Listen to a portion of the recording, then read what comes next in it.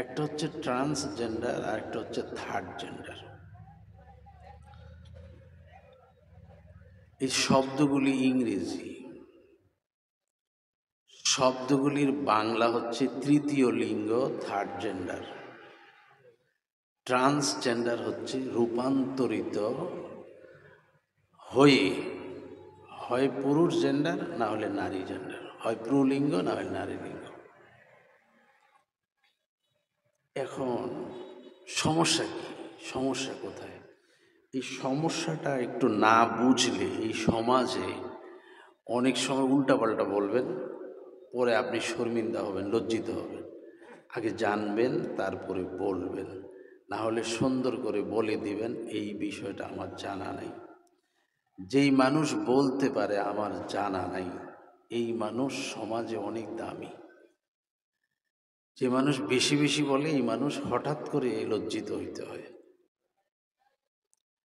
আমি জানি না, আমি জেনে বলবো। আমি জানি না, আমি দেখে বলবো। এটা বলতে পারা দুইটা লাভ। একটা হলো এখন বলার থেকে জেনে বলাটা আরো সুন্দর জবাব হবে। আরেকটা হলো বারবার প্রশ্নের উত্তর দিলে আমার নফস আমাকে বলবে, তোমারে তো কেউ প্রশ্ন করে আটকাইতে পারে না, তুমি তো অনেক বড় আলেম, অনেক বড় বিদ্বান, অনেক বড় তার্কিক। তখন আমার নফসটা ফুলে যাবে।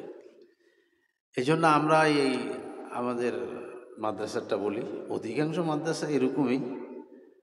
আমি তো উজানি থেকে আসছি, তো এখানে দাওরায়ে হাদিস, ইফতা, আদাব, এই বিভাগগুলি থেকে যারা ফারিগ হয়, শেষ করে, এদের বিদায়ী যে অনুষ্ঠান হয়, এদেরকে বলা হয় আপনারা এখন বিভিন্ন জায়গায় চাকরিতে চলে যাবেন, কর্মব্যস্ত হয়ে যাবেন, কেউ মসজিদ, কেউ মাদ্রাসা। তা আপনাদেরকে মানুষ অনেক প্রশ্ন করবে, জবাব দিবেন খুব সতর্কতার সাথে। মাঝে মাঝে বলিয়েন আমি পরে বলবো, দেখে বলবো, জেনে বলবো। সব প্রশ্নের উত্তর সাথে সাথে দিবেন না। এই কথাটা বোঝার জন্য, এই জেন্ডার বোঝানোর আগে এই কথা বুঝতে হবে, না হলে আন্দাজে জবাব দিবেন। এই কথাটা বোঝার জন্য আরো একটা কথা বলি।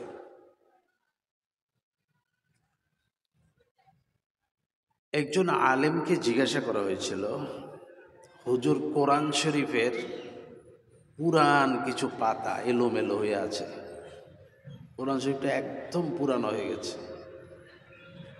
এটা কি করব? উনি মাসালা জানেন, মাসালা বুঝেন উনি। উনি বললেন, কাগজ, ঘরে যে কাগজপত্র আছে এগুলির সাথে মিলে আগুন দিয়ে জ্বালাই দেন।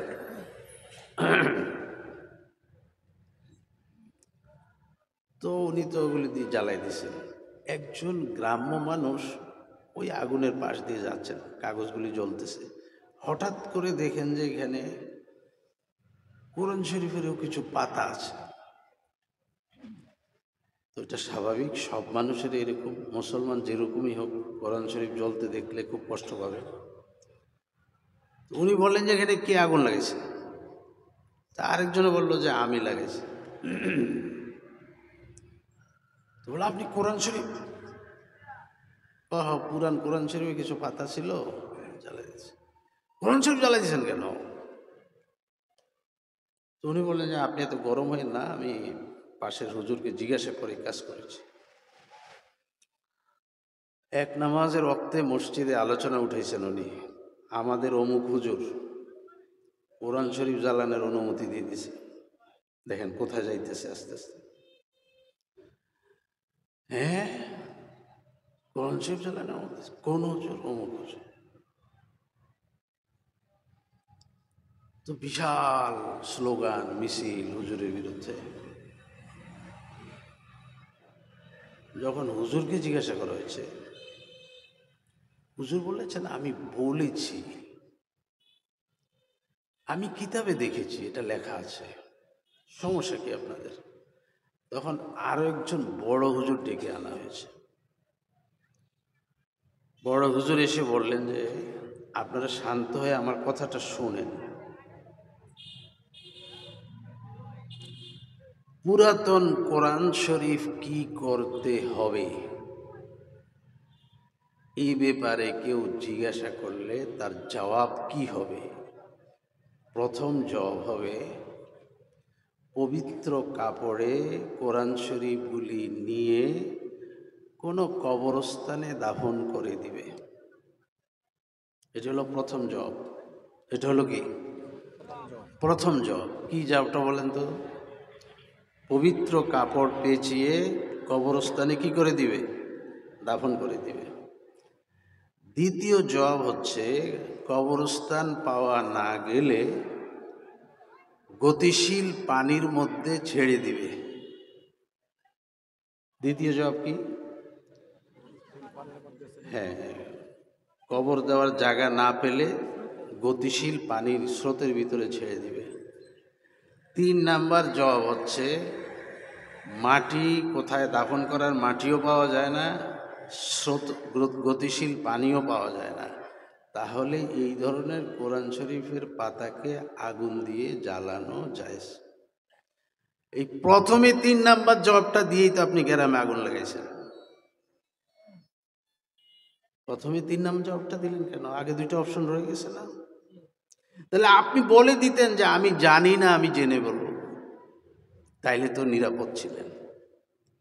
এই জন্য আমি পরে বলবো, দেখে বলবো, জেনে বলবো। এই কথা সকল বিভাগের, সকল ডিপার্টমেন্টের লোক যদি এরকম বলতে পারে, তাহলে সে বেঁচে যায়, অনেক ঝুট ঝামেলা থেকে বেঁচে যায়। এটা একটা আদর্শ। নিজেকে খাটো মনে করলে খাটো হয় না, বড় হয়। নিজেকে কেউ ছোট মনে করলে সে ছোট হয় না, সে বড় হয়। দেখেন, আমাদের সমাজে কিছু কথা আছে। মনে করেন আমরা এই 5-6 জনের গ্রামে থাকি, তা আমরা একটা বিষয় নিয়ে খুব জোরালো কথা বলতেছি, একজন বলেন না, উনি চুপ। পক্ষের লোকের কিছু জিজ্ঞাসা করলো চুপ, বিপক্ষের কিছু লোক জিজ্ঞাসা করলো উনি চুপ। তো দোনোদল ওনাকে কি ডাকে জানেন? দোনোদল ওনাকে ডাকে, এটা বোবা শয়তান। হ্যাঁ, আমার এই গালিটা ভালো তো, খারাপ না। আমি যে বোবা শয়তান, এটাই ভালো। আমার একটা অপবাদ থাকুক যে আমি বোবা শয়তান। আমরা বুঝি না, বলতে পারলে বড় হয় না। মান সামাতা নাজা, যে চুপ থাকে সেই মুক্তি পায়। বলার মধ্যে অনেক ত্রুটি হয়, অনেক ত্রুটি হয়। আচ্ছা খায়ের, তো ভাই জেন্ডার সম্পর্কে যদি আমি শরীয়তের ফায়সালা না জানি, আমি কথা নাই বললাম, যিনি জানেন উনি বলেন। তা আমরাও কারো কারো বড় বড় যারা আছেন তাদের কাছ থেকে বিষয়গুলি জানার চেষ্টা করেছি। সামান্য একটু আলোচনা আপনাদের সাথে হবে, পুরো আলোচনা না। যেই বিষয়গুলো আমাদের একটু সচেতন হইতে হবে, যেহেতু এই থার্ড জেন্ডার, যেটা তৃতীয় লিঙ্গ, এরা তো আমাদের সন্তানই, এরা তো আর অন্য গ্রহ থেকে আসে নাই, এরা তো মানুষ।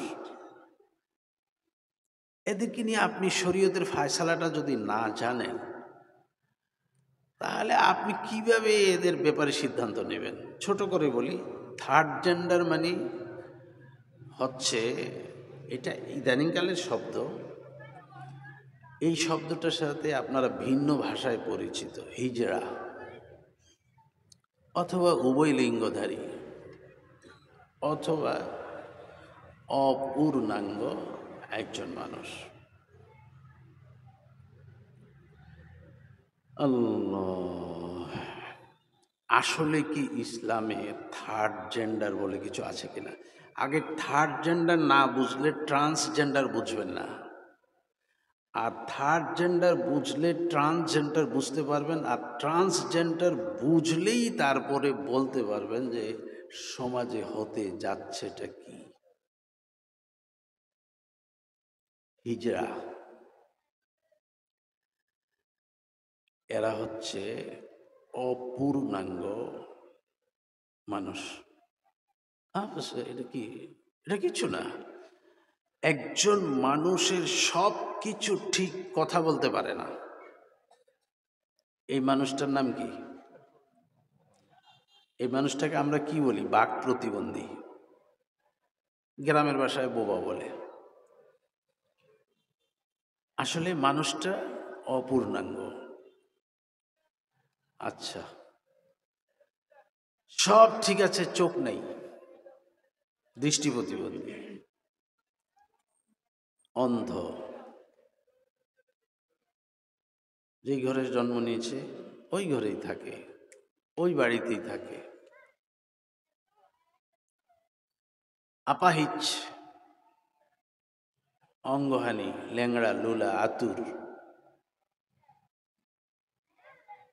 আমাদের ঘরেই থাকে, আমাদের সাথেই থাকে, অপূর্ণাঙ্গ মানুষ। এগুলি নিয়ে কোনো আলোচনা নেই। আলোচনা চলে গেছে কোথায়? একটা মানুষ জন্মের সূত্রে লিঙ্গ বৈষম্য,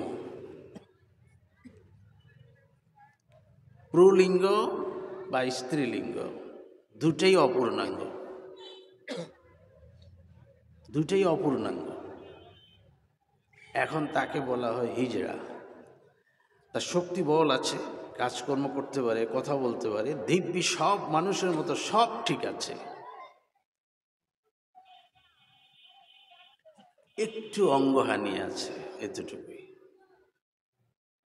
এখন এরকম সন্তান কারো ঘরে যখন একটু বড় হয়, কোনো পুরুষ, কোনো নারী আর তাকে ঘরে রাখে না, তাকে ঘর থেকে বের করে দেয় বা সে নিজেই চলে যায়। এই যে ভুলগুলি কোথায় হইতেছে আমরা তো আর জানি না। আমরা কোথায় গিয়ে আলোচনা করতেছি ট্রান্সজেন্ডার নিয়ে, কিন্তু থার্ড জেন্ডারে তো ইসলামে নাই, থার্ড জেন্ডারে তো ইসলামে নেই। শুনেন, বাংলাদেশ মাত্র কয়েক বছর আগে এদেরকে তৃতীয় লিঙ্গ হিসাবে, থার্ড জেন্ডার হিসাবে স্বীকৃতি দিয়েছে। এই স্বীকৃতিটা দেওয়ার দরকার ছিল কি? দরকারটা ছিল এই, স্কুলে গেলে পড়ার ব্যবস্থা নেই, মাদ্রাসা গেলে পড়ার ব্যবস্থা নেই,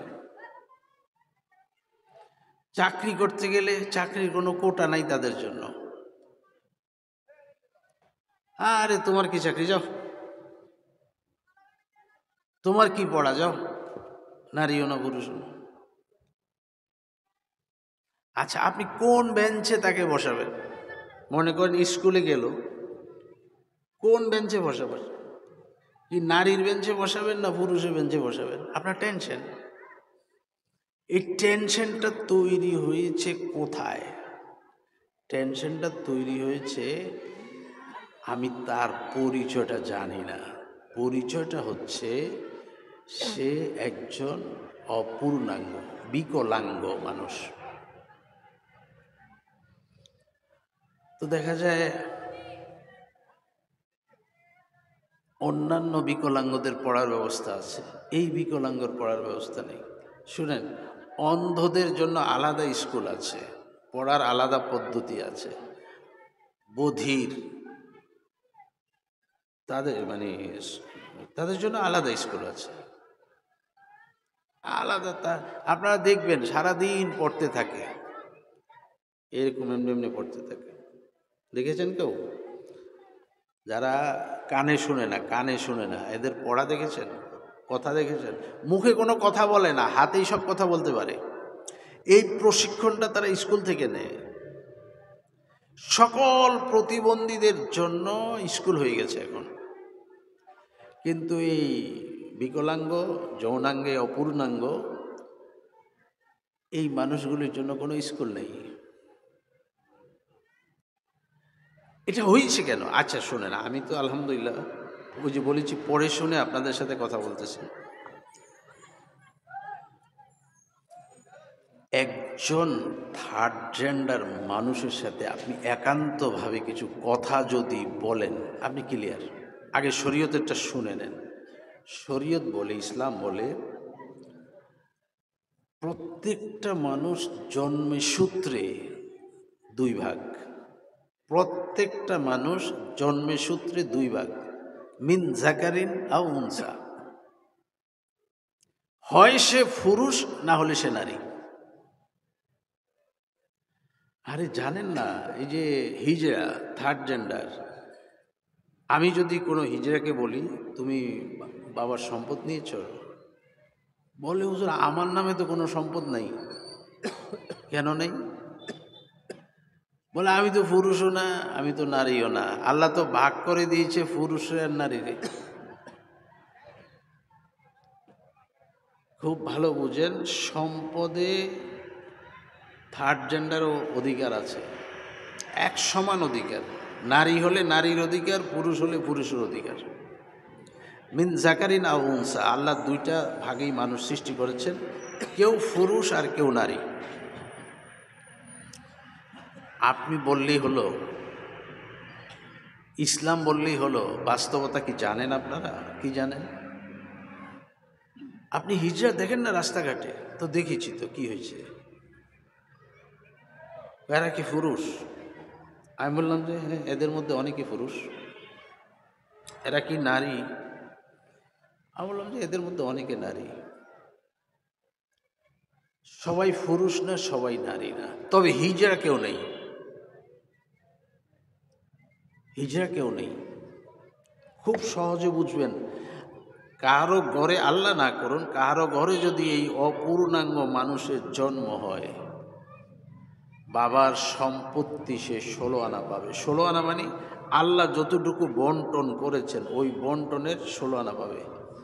পুরুষ হলে সে পুরুষের সম্পদ পাবে, নারী হলে সে নারীর সম্পদ পাবে। বলে হুজুর, এটা তো ভাগে করা যায় না। পুরুষ না নারী এটাই তো ভাগ করতে পারলাম না, সম্পদ দিব কেমনে? ইসলামে তো আপনি যান না। আমি না বলেছি ইসলাম পরিপূর্ণ, এই জন্য তো আয়াতটা পড়েছি, ইসলাম পরিপূর্ণ, সব কিছু সমাধান আছে। আচ্ছা, তা কি সমাধান? আপনি একজন হিজড়াকে জিজ্ঞাসা করতে হবে।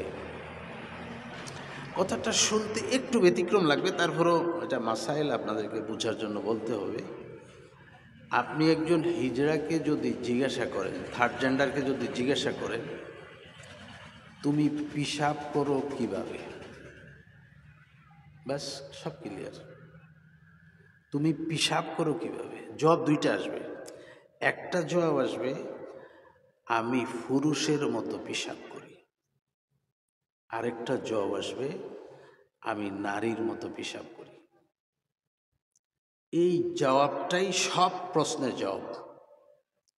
যে হিজড়া বলবে আমি পুরুষের মতো পেশাব করি, সে নামাজ পড়বে মসজিদে, সে সম্পদ পাবে বাপের সম্পদে ছেলের সমান। যেই হিজড়া বলবে আমি নারীর মতো পেশাব করি, সে বাড়িতে পর্দা করে থাকতে হবে, সে সম্পদ পাবে একজন নারীর মতো, সে নামাজ পড়বে নারীর মতো। এটা আমাদের মাননীয় প্রধানমন্ত্রী, ওনাকে জিজ্ঞাসা করা হয়েছিল যে আপনি যে থার্ড জেন্ডারকে স্বীকৃতি দিলেন, এই থার্ড জেন্ডার ব্যাপারে তো সম্পদে কিছু নেই, এই ব্যাপারে আপনার কী সিদ্ধান্ত? তো উনি বলেছেন আমাদের ধর্মে কথা বলা আছে, পুরুষের মতো হলে পুরুষের মতো পাবে, নারীর মতো হলে নারীর মতো পাবে। আপনি জানেন না প্রধানমন্ত্রী এই জবাব দিয়ে রাখছেন, ওলামাদের কাছ থেকে জিজ্ঞাসা করে এই জবাব দিয়ে রাখছেন।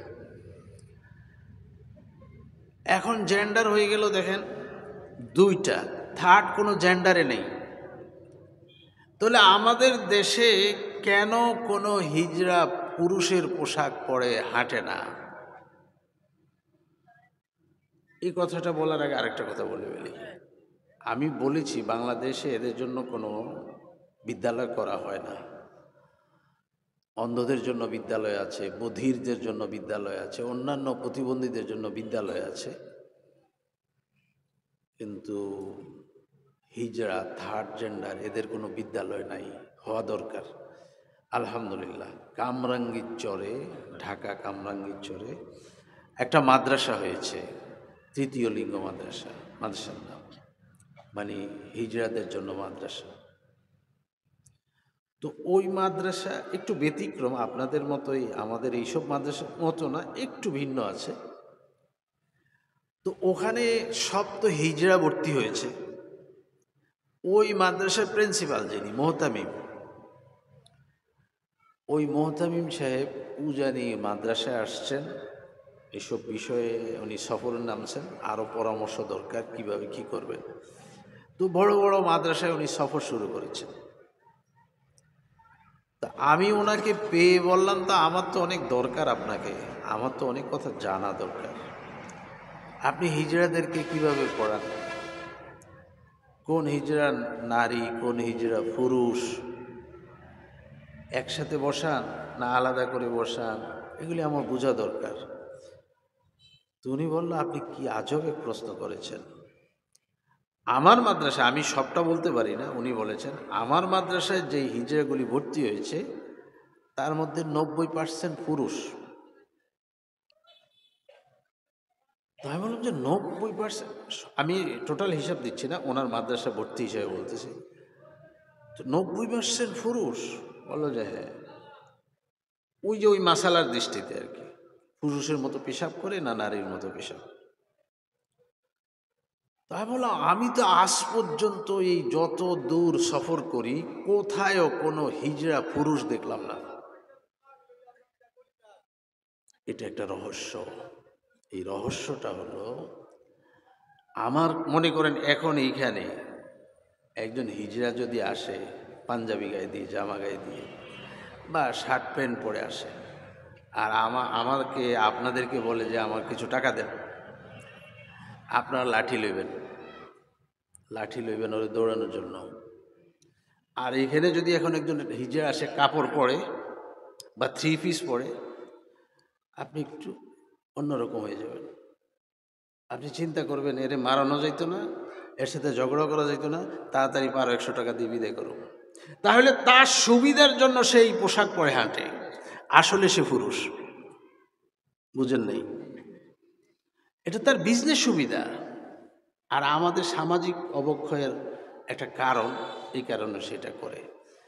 তো মোহতারাম, আলোচনাটা একেবারেই গুরুত্বপূর্ণ এই কারণে যে একটা তর্ক চলছে এখন ট্রান্সজেন্ডার নিয়ে, কিন্তু থার্ড জেন্ডার না বুঝে ট্রান্সজেন্ডারে যাওয়া এখন ঠিক হবে না, আগে থার্ড জেন্ডার বুঝতে হবে। ট্রান্সজেন্ডার তো আরেকটা ইউরোপীয় কালচার, সেটা আরেক আলোচনা। এটা হিজড়াদের সাথে এটার কোনো মিল নাই, কোনো মিল নেই। এটা হচ্ছে একটা জ্যান্ত পরিপূর্ণ পরিপক্ক পুরুষ নারীতে রূপান্তরিত হওয়া, একজন পরিপক্ক নারী পুরুষে রূপান্তরিত হওয়া, ট্রান্স হওয়া, পরিবর্তন হওয়া। এটা হচ্ছে একটা আলাদা বিতর্ক। এটার সাথে হিজড়ার বিতর্কের কোনো সম্পর্ক নেই। এটা আপনাদেরকে ধুলা দিয়ে রাখা হয়েছে, এই জন্য আপনারা এটার সাথে ওটা মিলে ফেলতেছেন। আচ্ছা, এখন ট্রান্সজেন্ডার আলোচনাটা বুঝার আগে থার্ড জেন্ডারটা ভালো করে বুঝেন। প্রথম আলোচনা, থার্ড জেন্ডার বলে ইসলামে কিছু নেই। ইসলামে মিন জাকারি না উনসা, হয় পুরুষ না হলে নারী। হ্যাঁ, অপূর্ণাঙ্গ পুরুষ আছে, অপূর্ণাঙ্গ নারী আছে, এটা তো বাস্তব। যেমন বলি, একজন হিজড়া সে বলেছে আমার বিয়ে হয়েছে, আমি নারী হিজড়া, আমার সাথে আমার স্বামীর দাম্পত্য জীবন হয়েছে 7 বছর। আমাদের মনে কোনো বনিবানা নেই, আমরা উভয়কে ভালো করে বুঝি। কিন্তু 7 বছর পরে যখন আমি বাচ্চা দিতে পারি নাই, তখন আমাদের মধ্যে ছাড়াছাড়ি হয়ে গেছে। তো জিজ্ঞাসা করা হলো, আপনি বাচ্চা দিতে পারেন নাই কেন? তো বলেছে আমার জোরায়ু নেই, জন্মসূত্রে আমার বাচ্চা দানিটা নেই, যেখানে বাচ্চার জন্ম নেবে ওটা নেই। এই হচ্ছে এক ধরনের অপূর্ণাঙ্গ মানুষ, এক ধরনের হিজড়া। আচ্ছা, এখানে রেখে যদি আমি বলি, একজন পরিপক্ক নারী, পরিপক্ক পুরুষ সন্তান হয় না, এরকম ঘটনা কি একটা দুইটা না শতে শতে? তো এদেরকে নিয়ে যে আলোচনা নেই, এদেরকে নিয়ে কেন আলোচনা নেই? এরা তো অপূর্ণাঙ্গ, এরা তো অপূর্ণাঙ্গ মানুষ। আলোচনা নেই কেন? আলোচনা নাই মানে আলোচনাটা ভুলে চলে গেছে, অনেক দূরে চলে গেছে। আর আমরা তো আরেক মানুষ হয়ে গেছি এখন, আমরা যে কি বলি আল্লাহ জানে। ওয়াজের নামে কোন কথাটা মানুষের কাছে আসা দরকার সেটা অনেক সময় ঠিক পাই না। মহতারাম, অত্যন্ত গুরুত্বপূর্ণ সামাজিক কিছু আলোচনা মসজিদের মিম্বার থেকে যদি এগুলি না যায় মানুষের কাছে, তাহলে আমরা এরকম মন্দই থেকে যাব। এই জন্য বুঝে শুনে আলোচনা, না জানলে আমি এই বিষয় বলবো না, যিনি জানেন তাকে ডেকে আনবো। এই অপূর্ণাঙ্গ মানুষ আমরা সবখানে আছি। আরেকটা কথা বলি, একজন হিজড়াকে যদি ছোটকালে একটু চিকিৎসা করা যাইতো, তাহলে থার্ড জেন্ডার মানুষের সংখ্যা একেবারে লোপ পাইত, হিজড়ার সংখ্যাই থাকতো না, মানে একদম কমে যেত। হ্যাঁ, কুদরত হিসাবে থেকে যেত, যেহেতু এটা আল্লাহর নিজাম, এটা বুঝেন। আমার কাছাকাছি একজন নারী আছেন যাকে আমি চিনতাম, জানতাম, ছোটকাল থেকে দেখেছি, অনেক ছোট থেকেই তার বড় হতে দেখেছি। 10 বছর 12 বছর পরে তার গলার স্বর পাল্টে গেছে। পাল্টে গেছে মানে আওয়াজ অনেক মোটা। 14-15 বছরের দিকে তার মোচ উঠে গেছে এবং গলা যেন পুরুষের মতো, সাধারণত হিজড়াদের গলা ওইরকমই থাকে, তার কথাটা ওরকম হয়ে যাচ্ছে। তো অভিভাবকরা চিন্তা করলো, হয় ওর যে গলার স্বরটা আরেক রকম, মুখে যে মোচ। একজন ডাক্তারের কাছে নিয়ে গেছেন। ডাক্তার বললেন তার হরমোন সমস্যা, আপনাকে তাকে একজন হরমোন বিশেষজ্ঞ দেখায় চিকিৎসা করেন, ও ঠিক হয়ে যাবে। আর না হলে এই চিকিৎসাটা যদি এখন সে না পাইতো, ডাক্তার সাহেব বলেছেন তার মধ্যে শরীরের মধ্যে পুরুষালী হরমোন বেশি, পুরুষালী হরমোন বেশি, নারীর হরমোন কম, এই জন্য তার স্বর পাল্টায় যাইতেছে, মোষ উঠতেছে। তাকে ঔষধ সেবন করেন, আবার মেয়েলি হরমোন তার ভিতরে আসবে, পুরুষালী হরমোন কমে যাবে। ওরে 6 মাস চিকিৎসার পরে তার সব ঠিক হয়ে গেল, মিং শুরু হয়ে গেল, স্বাভাবিক মেয়েদের মতো ঘর সংসার শুরু হয়ে গেল। একটা হিজড়াকে ছোটকালে চিকিৎসা দিলে সে কিন্তু লাইন পাই যেত। এটা জন্মগত একটা অসুস্থতা ছিল, খেয়াল করে নেই কেউ, খেয়াল করা দরকার ছিল। আচ্ছা, তারপরও কুদরতিভাবে কিছু অপূর্ণাঙ্গ থেকে যাবে, এদের ব্যাপারে ফায়সালা দেওয়া আছে। এই হিজড়া মসজিদে এসে নামাজ পড়তে পারবে যে পুরুষ, সে পুরুষের মতো পোশাক পরে হাঁটতে পারবে, চাকরি করতে পারবে, পড়তে পারবে, কোনো সমস্যা নেই। আপনারা অনেক হিজড়াকে দেখবেন শেভ করে। আচ্ছা, এটা কি আন্দাজে না? ঠিক আছে, হিজড়া শেভ করে, এরকম হিজড়া আছে না ভাই? যে তো হিজড়া শেভ করে কেন? ওই যে সে পুরুষ নারী বেশ ধরে আছে, সে আসলে পুরুষ নারীর বেশ ধরে হাঁটে। এই মানুষটা তো মসজিদে এসে নামাজ পড়তে পারবে, এই মানুষটা তো যে কোনো অফিসে চাকরি পাবে, যে কোনো স্কুলে তার ভর্তির অনুমতি আছে, কিন্তু ওই থার্ড জেন্ডার করে তাকে রেখে দেওয়া হয়েছে। আসলে সে থার্ড জেন্ডার না, জেন্ডার দুইটা, হয় পুরুষ না হলে নারী। এখন আসেন, এই এই আলোচনাটা ছোট করে বলবো, এরপরে অনেক ওলামায়ে কেরাম আছেন, আমি ছোট করে বলি। বাংলাদেশে যেটা নিয়ে তর্ক, সেটা হচ্ছে ওই শরীফ শরীফের গল্প নিয়ে যে তর্কটা। এখানে তর্কটা হচ্ছে একজন পুরুষ সে ভাবতে শুরু করেছে, আমি যদি নারী হতাম, আমি যদি নারীর মতো চলতে পারতাম। ভাবতেছে, ভাবতে ভাবতে নারীর পরিবেশটাই তার কাছে ভালো লাগে। এখন সে কোথায়ও গিয়ে, এটা তো মন পরিবর্তন হয়েছে মাত্র, শরীরের অবকাঠামো তার পরিবর্তন হয় নাই। এই জন্য শারীরিক অবকাঠামো পরিবর্তন করে সে পুরুষ নারীতে রূপান্তরিত হওয়া, নারী পুরুষে রূপান্তরিত হওয়া, এটাকে বলে ট্রান্সজেন্ডার। এটার সাথে হিজড়ার কোনো সম্পর্ক নেই। এই ট্রান্সজেন্ডার এটা ইউরোপীয় কালচার। মানুষ যখন পশুর থেকে নিকৃষ্ট হয়, বাল্যম আদল, তখন মানুষের মাথায় এগুলি আসে। আমাকে উজানি মাদ্রাসায় এক হুজুর আমাকে এটা জিজ্ঞাসা করেছেন, তাও আপনাদের এই গৌরীপুরের এদিকে এক মাহফিলে আসতেছি, উনি গাড়িতে, ওনার এলাকা, তো উনি বললেন যে হুজুর একটা বিতর্ক চলতেছে, আমি বুঝি না এটা কি। তা আমি ওনাকে সংক্ষেপে এটা বললাম, বলার পর বললেন যে এটা কি মানুষ এরকম করবে? কোনো নারী পুরুষ হবে, কোনো পুরুষ নারী হবে, এটা কোন ধরনের আকল? এমন যে আকল নাই দেখে তো করবে, আকল তো তার পশুর থেকেও নিচে নেমে গেছে। পশু যতটুকু আকল এটাও নাই তার। পশু তো নারী চিনে, পুরুষ চিনে, পশুর মধ্যে তো ভাগ আছে, পশুর মধ্যে যৌনতা আছে, যৌন মিলন আছে, সব আছে। কেন পুরুষ এরকম হয়ে যাচ্ছে, কেন নারী এরকম হয়ে গেছে? ওই পুরুষ আর নারী যখন সামাজিকভাবে পশুর থেকে নিকৃষ্ট হয়, তখন মাথায় এগুলি করে। আচ্ছা, এই কালচারটা বাংলাদেশে চালানোর জন্য খুব চেষ্টা চলছে, কিন্তু মানুষ এটা ওই থার্ড জেন্ডার মনে করে এটা বুঝতেছে না, আলোচনাও করতেছে না। ট্রান্সজেন্ডার কিন্তু থার্ড জেন্ডার না, এটা হচ্ছে একদম একদম পরিপূর্ণ একটা পুরুষ। ইচ্ছা করলে নারী হতে পারবে, ইচ্ছা করলে পুরুষ হতে পারবে। দেখেন এগুলি যাবে কোথায়, শেষ পর্যন্ত যাবে কোথায়? শেষ পয়েন্টটা হলো সমকামিতা। সমকামিতা আবার কি জিনিস? এই যে বলেছি আপনারা এই দেশের মুসলমানদের, আলহামদুলিল্লাহ, আপনাদের কি এত বাজে কথা এখনো বোঝানো সম্ভব না, কিন্তু ওই যে বলেছি হায়ওয়ান জানোয়ার যেখানে চলে গেছে, মানুষ যদি সেখানে যায়, এরকম কিছু মানুষ আছে, এই তাদের মধ্যে এটা আছে। বলে পুরুষ পুরুষই বিয়ে হবে, নারী নারী বিয়ে হবে, ইউরোপে চলছে রাষ্ট্রীয়ভাবে অনুমোদন। এখন ভারতে এটার অনুমোদন হয়ে গেছে।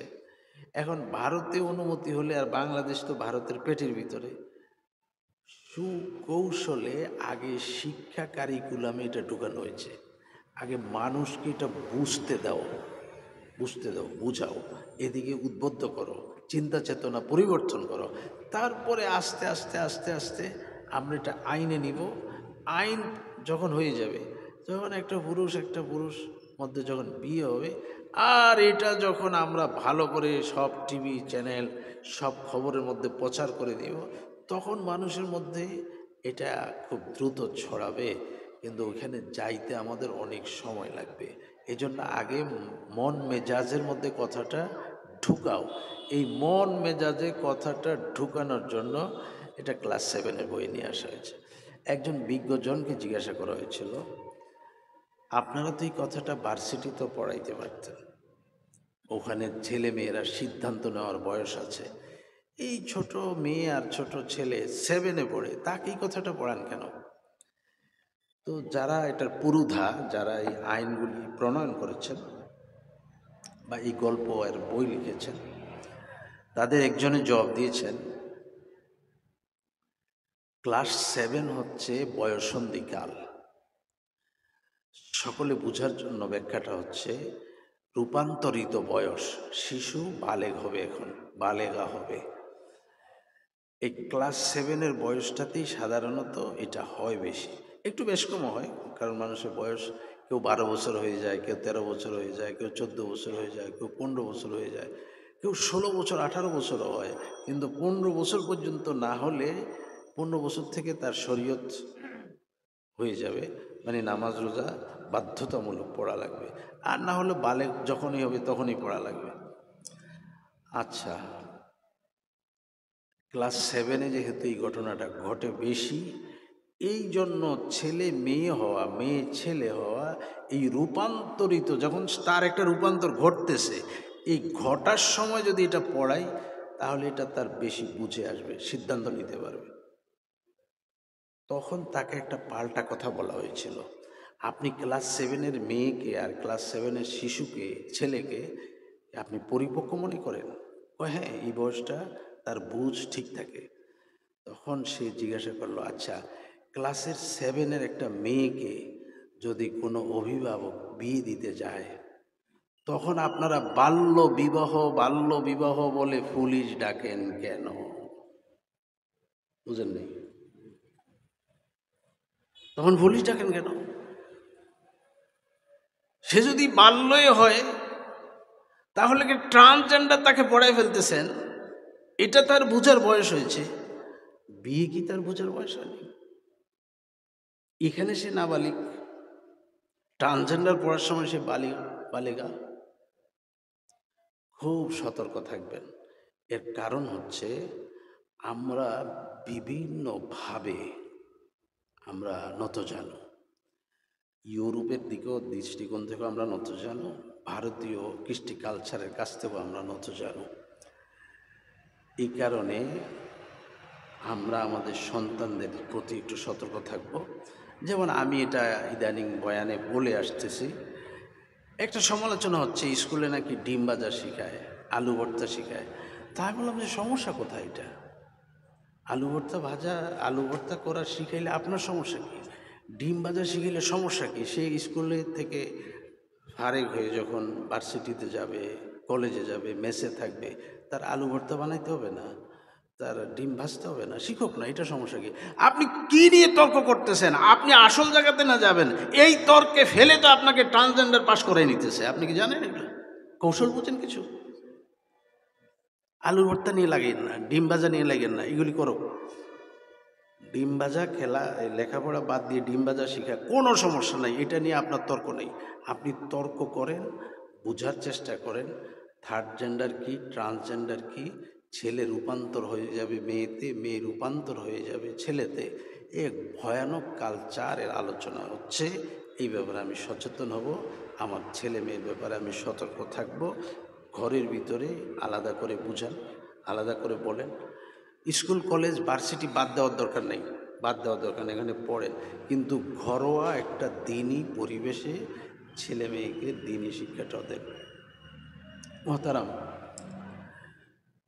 আপনি যদি ভার্সিটিতে পড়েন আর বুনিয়াদি শিক্ষাটা যদি থাকে, আলহামদুলিল্লাহ, আপনাকে এইসব আজে বাজে কথা কেউ দেমাগে ঢুকাইতে পারবে না। এই জন্য সকলের কাছে একটা অনুরোধ,